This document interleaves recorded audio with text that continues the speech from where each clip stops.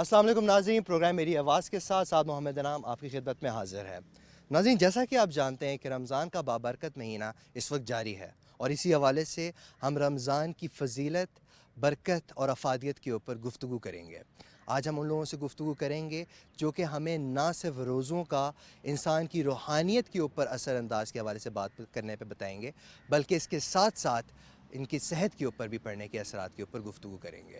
آئیے چلتے ہیں، ان لوگوں سے بات کرتے ہیں اور اپنے آپ کو مزید اس پہ آگاہی دیتے ہیں۔ ہمارے ساتھ اس وقت ڈاکٹر شہباز علی عباسی صاحب موجود ہیں۔ ڈاکٹر صاحب، بڑے بنیادی سوال میں آپ سے کروں گا ریلیٹڈ ٹو رمضان اور روزے انسان کے اوپر کیسے افیکٹ کرتے ہیں، نہ صرف ہیلتھ کی بنیاد سے بلکہ بیہیویئرل اور سائیکولوجیکل اسپیکٹ سے بھی انسان کو کس طریقے سے افیکٹ کرتے ہیں۔ سب سے پہلی بات تو یہ ہے کہ ہم انسانی شخصیت جو ہے اس کو موضوع بحث بنا لیتے ہیں، ٹھیک ہے۔ کرنٹ ایرا میں اگر ہم دیکھنا چاہیں انسانی شخصیت کو تو ہم اس کو جو ہے وہ دو حصوں میں تقسیم کر دیتے ہیں۔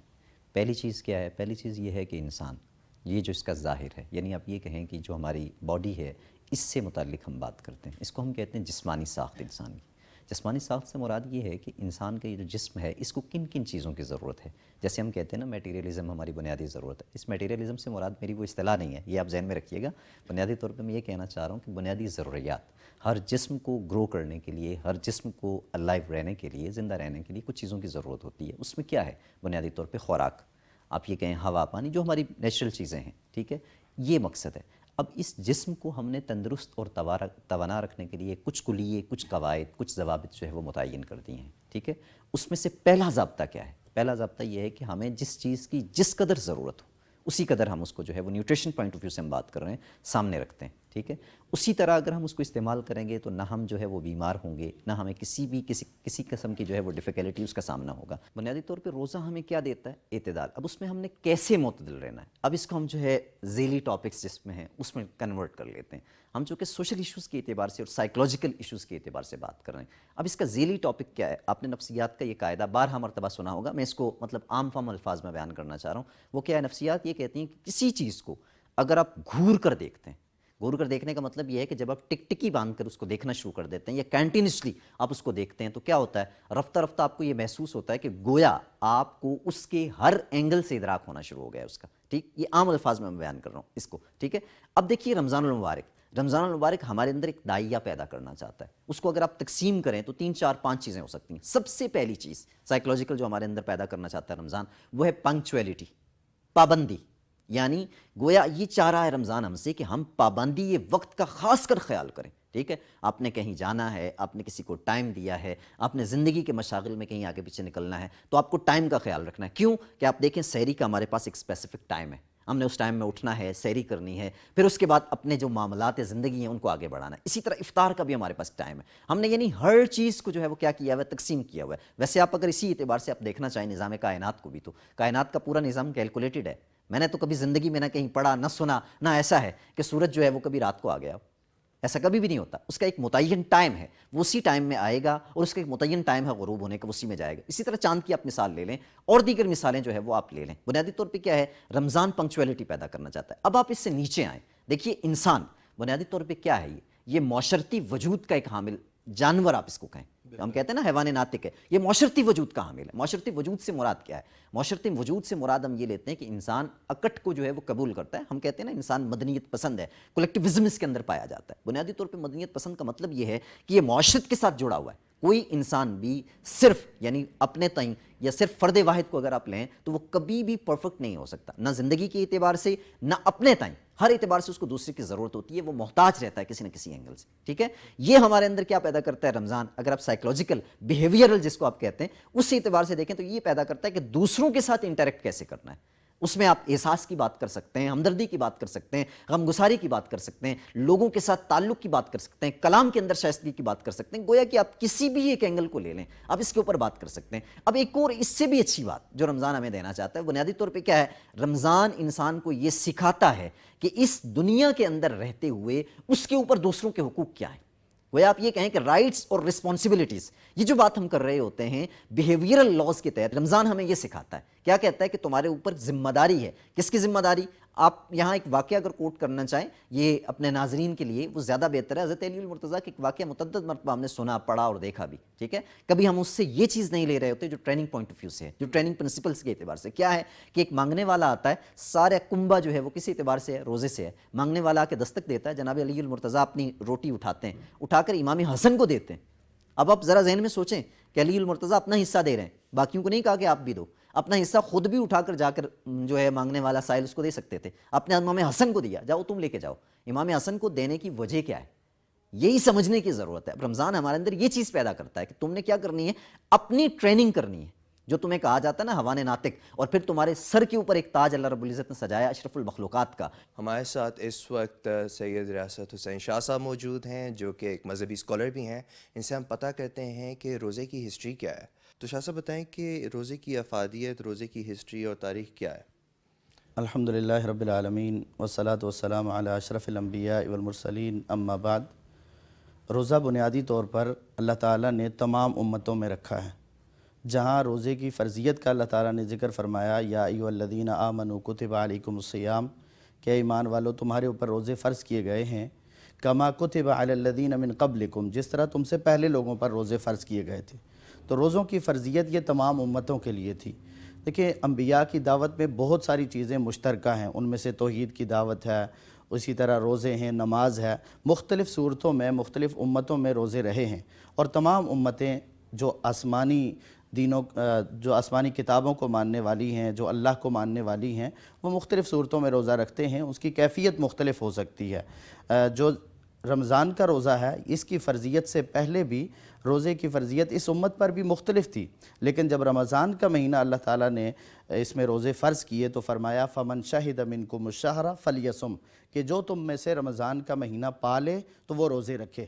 اب ایک بچہ جب بالغ ہوتا ہے, بلوغت سے لے کر وفات تک اس کے اوپر روزے فرض ہیں, لیکن کچھ ایسی استثنائی صورتیں بھی ہیں کہ اللہ تعالیٰ لا یکلف اللہ نفسا الا وسعہا, اللہ تعالیٰ وسعت سے زیادہ کسی کو بھی نہیں آزماتے, بوجھ زیادہ نہیں ڈالتے. تو جو مریض ہے اس کے بارے میں فرمایا فمن کان منکم مریضا او علی سفر فعدۃ من ایام اخر, کہ اگر کوئی بیمار ہے یا کوئی سفر کی حالت میں ہے تو وہ بعد میں روزے رکھ لے گا. اور مریض بھی پھر دو طرح کے ہوتے ہیں. ایک مریض وہ ہے کہ جو ابھی وقتی طور پر مریض ہے, بعد میں ٹھیک ہو جائے گا انشاءاللہ, تو وہ جب ٹھیک ہوگا تو پھر روزے رکھ لے گا. اور جو آدمی سفر کی حالت میں ہے وہ بھی بعد میں روزے رکھ لے گا. لیکن جو ایسا مریض ہے جس کو کہتے ہیں دائمی مریض, اس کو کوئی ایسا مرض لاحق ہو گیا ہے کہ اب وہ ٹھیک ہونے کے چانس نہیں ہیں, یا ایسا بوڑھا ہو گیا ہے کہ اب وہ روزے رکھنے کے قابل ہی نہیں ہے, تو اس کے لیے یہ ہے کہ وہ فدیہ دے دے گا. تو دیکھیں روزہ انسان کی تطہیر کے لیے ہے, انسان کو پاک کرنے کے لیے ہے. تو روزہ اللہ تعالیٰ نے اسلام کا ایک ایسا وصف بنایا ہے کہ جسے ہم کہتے ہیں نا ارکان اسلام 5 ہیں, تو ان میں رمضان کے مہینے کے روزے رکھنا بھی ہیں. اگر کوئی انسان یہ کہے کہ روزے اسلام میں ہیں ہی نہیں ہیں تو وہ اپنے آپ کو مسلمان نہیں کہہ سکتا. تو روزہ اللہ تعالیٰ نے شروع سے اب تک ہمارے لیے رکھے ہیں, اور یہ اللہ کے حکم کے مطابق ہم دیکھیں اس میں حلال چھوڑ رہے ہیں. سحری سے لے کر افطاری تک اللہ تعالیٰ نے جو چیزیں عام حالات میں ہمارے لیے حلال رکھی ہیں, ہم ان چیزوں سے بھی رک رہے ہیں. یہ مجھے اور آپ کو سبق دیتا ہے کہ جب اللہ تعالیٰ روک دیں تو اللہ کے روکنے پہ حلال سے رک رہے ہو, تو اللہ نے جن چیزوں سے ہمیشہ کے لیے روکا ہے, جنہیں حرام قرار دیا ہے, تو ان کے کبھی قریب مت جانا. صحیح مسند طریقہ کیا ہے, رمضان کس طرح گزارنا چاہیے, اس کے حوالے سے تھوڑی سی روشنی ڈال دیں. دیکھیں رمضان کے جہاں تک گزارنے کا طریقہ ہے, اور روزوں کے اگر ہم اس چیز کو دیکھیں نا کہ روزے فرض کیوں کیے ہیں, کیا اللہ تعالیٰ ہمیں بھوکا دیکھنا چاہتے ہیں, اللہ تعالیٰ ہمیں پیاسا دیکھنا چاہتے ہیں, اللہ تعالیٰ ہمیں مشقت میں دیکھنا چاہتے ہیں؟ ایسی بات بالکل بھی نہیں ہے. اللہ تعالیٰ نے جب بھی کسی کام کا حکم دیا ہے یا کسی کام سے روکا ہے تو اللہ تعالیٰ کی اس کے پیچھے بہت ساری حکمتیں ہیں. اور روزے کی فرضیت کے ساتھ اللہ تعالیٰ نے یہ حکمت بیان کی ہے لعلکم تتقون, تاکہ تم متقی بن جاؤ, یعنی تمہارے اندر تقوی پیدا ہو جائے. اس تقوی کے لیے تمہیں اللہ تعالیٰ روزے کا حکم دیتے ہیں. اور صرف روزے کا ہی نہیں, اللہ تعالیٰ نے تمام عبادات کا حکم اسی لیے دیا ہے. فرمایا یا ایھا الناس اعبدوا ربکم الذی خلقکم والذین من قبلکم, کہ اے لوگو تم اپنے رب کی عبادت کرو جس نے تمہیں پیدا کیا ہے, تم سے پہلے لوگوں کو پیدا کیا ہے. عبادت کس لیے کرو, لعلکم تتقون, تاکہ تم متقی بن جاؤ. تو رمضان کے مہینے میں ہم نے اس مہینے کو کیسے گزارنا ہے, ایسے گزارنا ہے کہ ہمارے اندر تقوی آ جائے. اور وہ تقوی کیسے آئے گا؟ ویسے آئے گا جب ہم رمضان اللہ کے رسول کے طریقے کے مطابق گزاریں گے۔ کھانا پینا کس طریقے سے رکھنا چاہیے ایک انسان کو بہترین روزے کی حالت میں رہنے کے لیے؟ دیکھیں روزے میں بھی اور روزے کے علاوہ بھی قرآن مجید نے ہمیں کھانے پینے کے حوالے سے بڑا واضح اصول دیا ہے۔ فرمایا کلو وشربو ولا تسرفو، کھاؤ پیو، اللہ کی حلال کردہ نعمتیں ان کے کھانے کی بھی اجازت ہے، پینے کی بھی اجازت ہے، لیکن فرمایا ولا تسرفو، اسراف نہ کرنا، حد سے نہ بڑھنا۔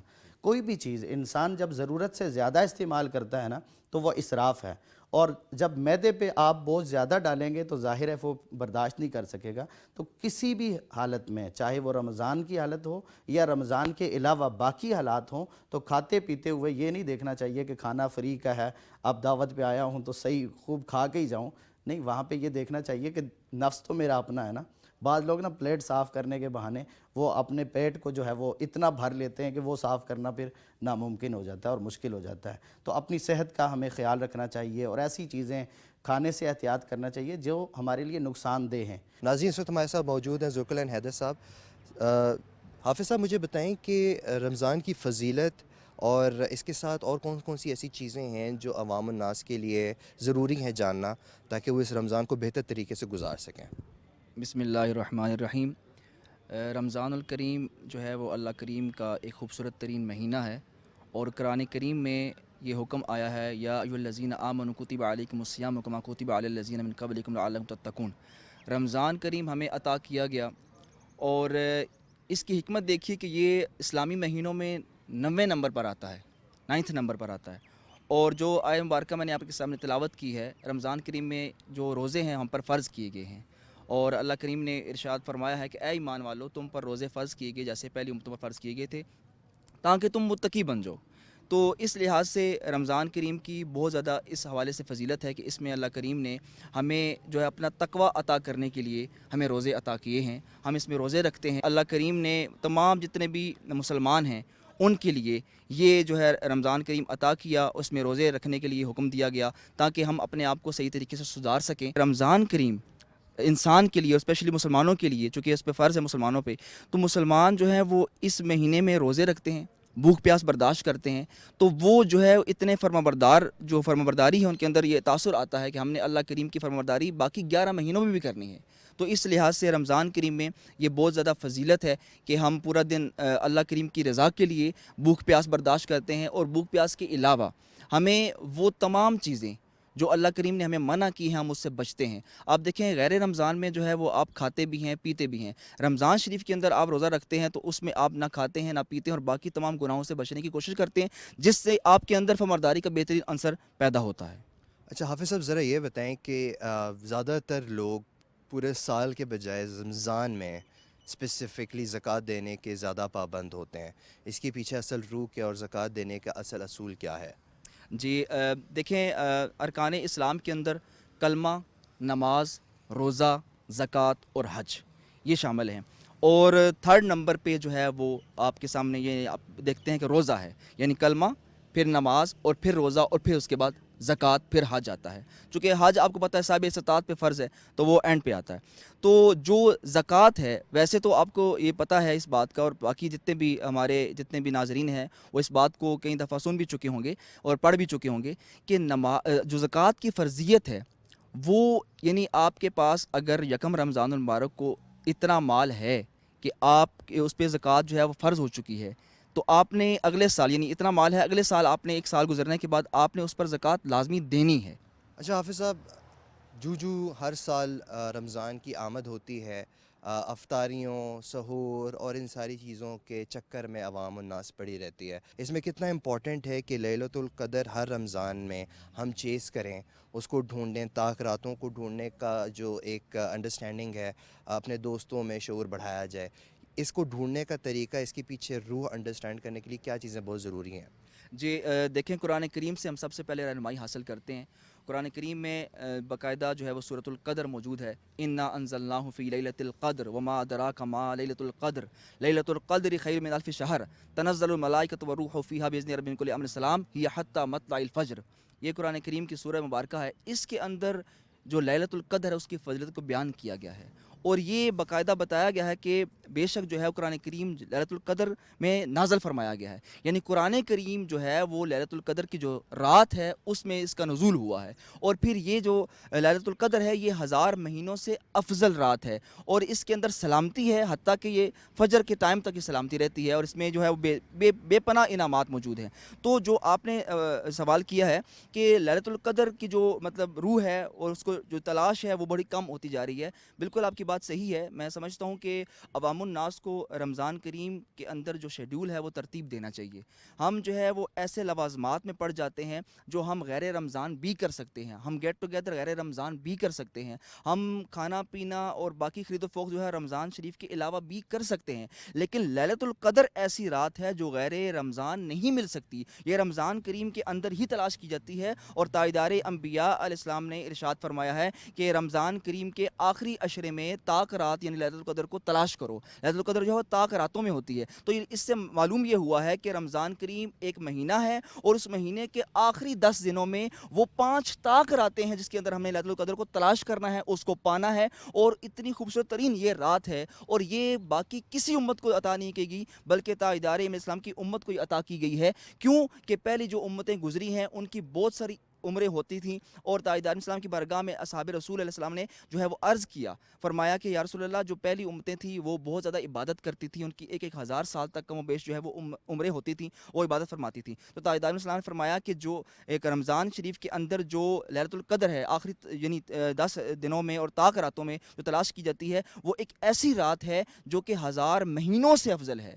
تو تاجدار اسلام نے فرمایا جو بھی یہ شخص اس رات کو، جو مسلمان اس رات کو پا لے گا وہ 1000 مہینوں سے افضل جو ہے وہ عبادت کو پا لے گا۔ ہمارے ساتھ اس وقت موجود ہیں میم انیسہ سہیل صاحبہ جو کہ ایک ماہر غذائیت بھی ہیں، ان سے ہم پوچھتے ہیں آپ بتائیے کہ سحری اور افطاری میں کیا کھانا چاہیے، اسپیشلی ان لوگوں کو جو کہ شوگر کے مریض بھی ہو سکتے ہیں، دل کی بیماریاں بھی رکھتے ہیں، اور جن کو نہیں ہے تو آبویسلی وہ اس چیز پہ پریونٹ کریں تاکہ وہ بیمار نہ ہوں، تو اسپیشلی کھانا کیا چاہیے، کیا ضروری ہے اس چیز پہ؟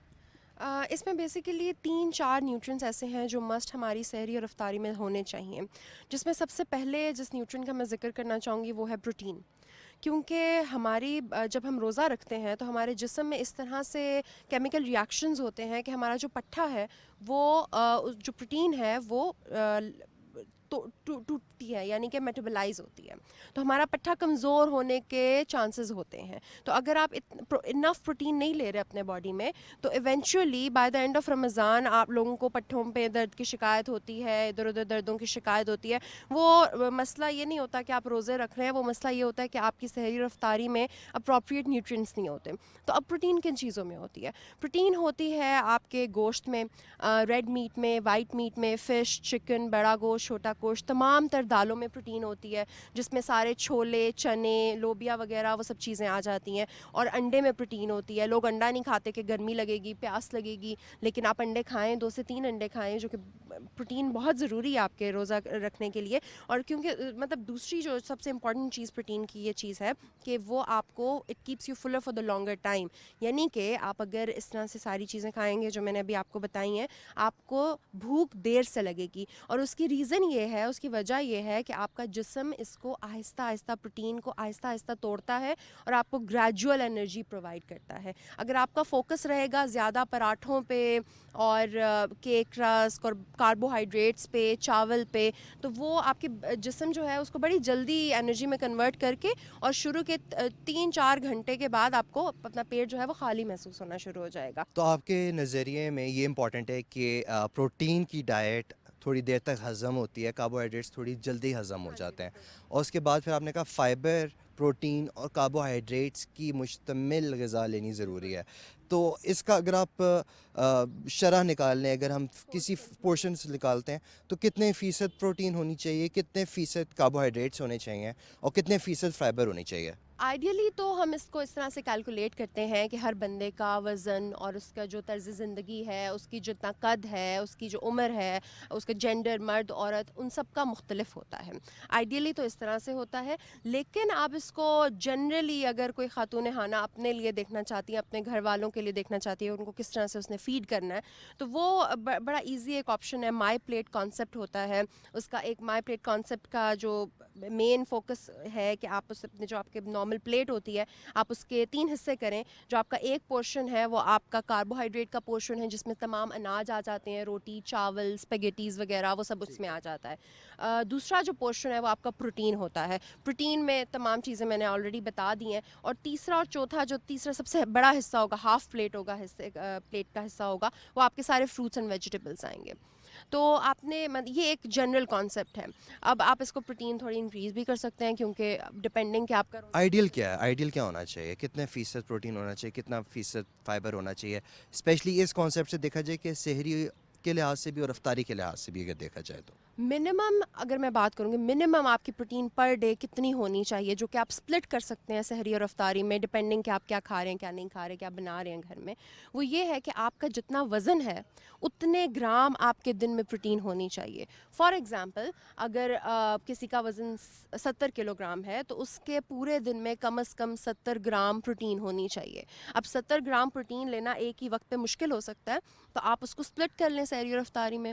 تو یہ تھوڑا آپ کو اب تھوڑا سا ہوم ورک کرنا پڑے گا، لیکن پروٹین، فائبر اور ہائیڈریشن پھر بہت ضروری ہے. جہاں پہ میں فروٹس اور ویجیٹیبلس کی بات کر رہی ہوں، کیونکہ اب گرمیاں بھی آ رہی ہیں آہستہ آہستہ، اور آپ کی باڈی کو بے شک آپ کو پیاس کی احساس نہیں ہوگا، آپ کام نہیں کر رہے، سارا دن سو رہے ہیں فار ایگزامپل روزہ رکھ کے، تو ہو سکتا ہے آپ کو پیاس کا احساس نہ ہو، لیکن آپ کی باڈی کو پانی کی ضرورت ہے. تو وہ پھر آپ نے کیسے پورا کرنا ہے؟ اس کا مطلب یہ نہیں کہ آپ نے 2-3 بوتلیں رنگ برنگے شربتوں کی ایک ساتھ پی جانی ہے، ایسا نہیں ہونا چاہیے. آپ اس کو سپ بائی سپ لیں. میم انیسہ، آپ کی فیوریٹ سحری جو کہ نیوٹریشنل وائز بھی بالکل سالڈ ہو، اور آپ کی فیوریٹ افطاری جو کہ نیوٹریشنل وائز بھی سالڈ ہو، ایک میسج جو آپ لوگوں کے ساتھ شیئر کر سکتی ہوں. اوبیسلی ایسا تو نہیں ہوگا کہ آپ ایک ہی طریقے کی سحری فرسٹ رمضان سے لے کر 29-30 رمضان تک کر رہی ہیں، یا ایک ہی طریقے کی افطاری، کچھ چینج بھی کرتی ہوں گی. تو اپنے طریقے سے بتائیے کہ آپ کی فیوریٹ کیا ہے، کیا کھانا پینا پسند کرتی ہیں، تاکہ لوگ بھی اس سے مستفید ہو سکیں.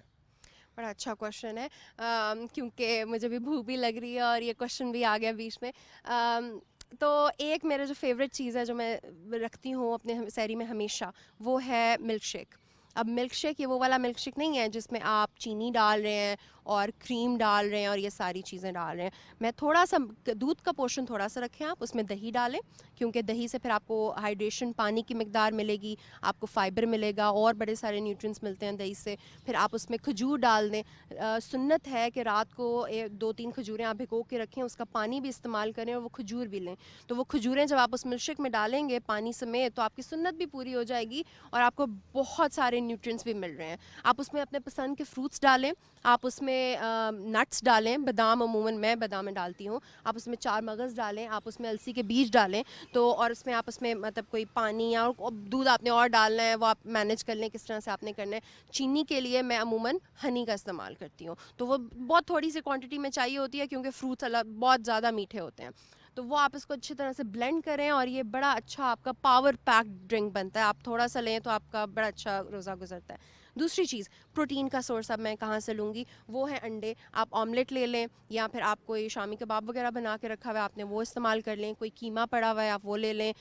کوئی مطلب اسٹیمڈ آپ نے جس طرح سے بھی آپ نے قیمہ بنانا ہے، آپ اسٹیک بنائی ہوئی ہے، آپ نے ہمس بنایا ہوا ہے، چھولے بنائے ہوئے ہیں، مرغ چھولے، مطلب وہ آپ کے گھر کے مینیو پہ ڈپینڈ کرتا ہے کہ آپ نے کس طرح کا بنایا ہوا ہے، وہ آپ کی پروٹین کی سورس ہوگی. اور 6 انچ کا پراٹھا یا سوکھی روٹی چوکر کے آٹے کی، جو ہول ویٹ آٹا ہوتا ہے آپ کا، چکی والا آٹا، اس کے اوپر آپ دیسی گھی بے شک ڈالیں، کیونکہ لیکن دیسی ہونا چاہیے، وہ مارجرین نہیں ہونی چاہیے یا ہائیڈروجنیٹڈ وہ نہیں ہونے چاہیے فیٹس. تو وہ یہ ایک بڑا اچھا آپ کا بن جاتا ہے، اور ساتھ پانی پی لیں. آپ فروٹ چاٹ لیں، افطاری میں.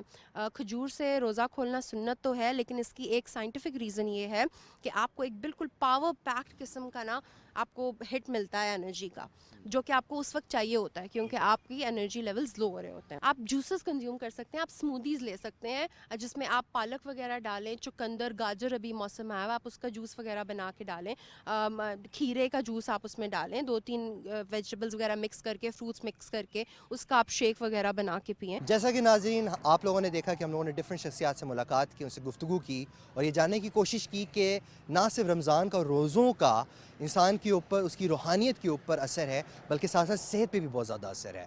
اور صحت اور غذائیت انسان کی بڑی بنیادی ایک ایسی چیز ہے کہ اگر صحت نہ ہو تو انسان کچھ بھی نہیں کر سکتا, نہ عبادت کر سکتا ہے, نہ زکوٰۃ کر سکتا ہے, نہ کوئی اور چیز کر سکتا ہے.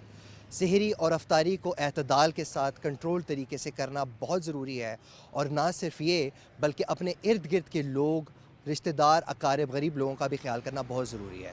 آج کل سوشل میڈیا پہ ایک ٹرینڈ چلتا چلا جا رہا ہے کہ لوگ اپنی افطاریوں کی تصویریں پوسٹ کرتے ہیں جو کہ لوگوں کی دل آزاری کرتے ہیں, جو لوگ اس مہنگائی کے دور میں چیزوں کو افورڈ نہیں کر سکتے. امید کرتا ہوں کہ آپ لوگ ان چیزوں سے گریز کریں گے. آپ کا ہوسٹ سعد محمد انعام آپ سے اجازت چاہتے ہیں.